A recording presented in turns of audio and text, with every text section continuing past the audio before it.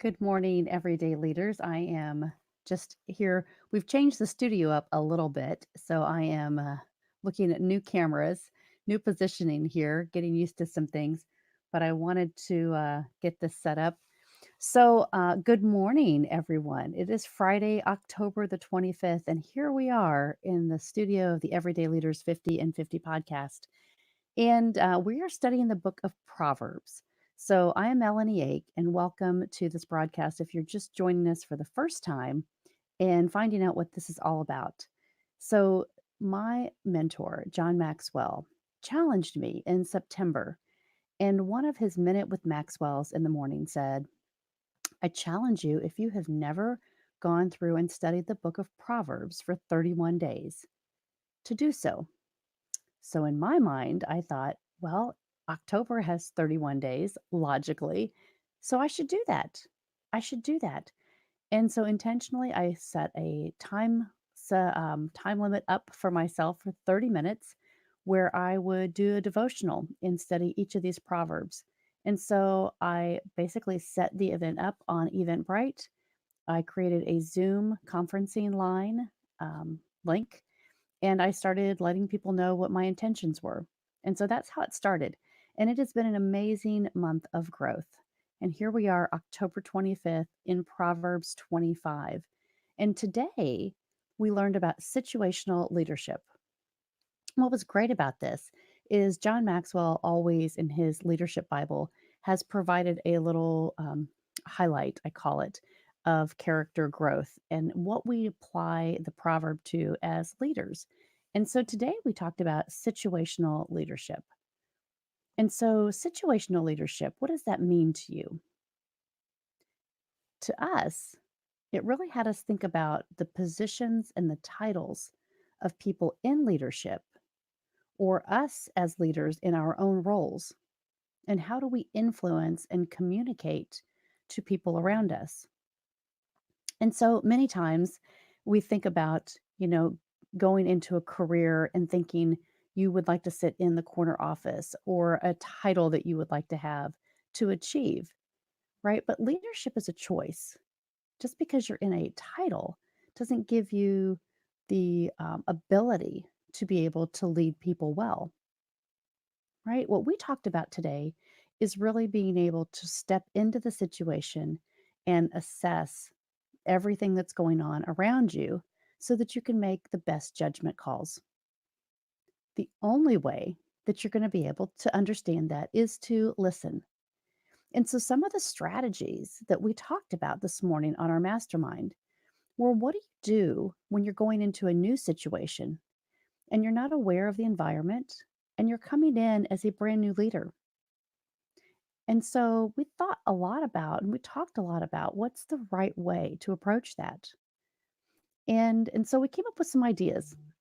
One was to go in with just a notepad and a piece of paper and be more of an interview and listen. Listen to what's happening around you. Ask questions. Why are things happening? What's going on? What would you change? Just like any communication, any relationship that's built on that servant leadership attitude. So it's really great. It helped us develop a lot of conversation around how we do things in our daily lives. And I wanted to quickly just review the strategies that John Maxwell talks about in the Leadership Bible. And I've posted them here in these posts. But if you have the Leadership Bible, or if you have another verse or another Bible to reference, these are the things that we felt like were really important. And my friend Jennifer Garrett, I have to give her kudos because she has written a book called Move the Ball. And it is about strategies that you can live your life for success based on the NFL strategies that they use in football. And I thought it was so great because this chapter references audible, making an audible, right? And so when you're the quarterback and you see that things need to change and you need to decide as a leader, how are you going to use your team and the best players on your team to create that effective result, right? How are you going to then execute on what you need to do? And so listening and being able to assess those groups, and your players are going to really help you be most effective. So these are the things, just in closing here, the strategies to lead from situational leadership. So first of all, it was the need, right? It says the need. Leaders are not afraid to admit, and they need to listen to gain understanding. So we talked about that, right? Secondly, the read. They evaluate what has happened and what the steps are that are the best ones to take. So listening and assessing. They feed, they communicate what they've observed to the key players.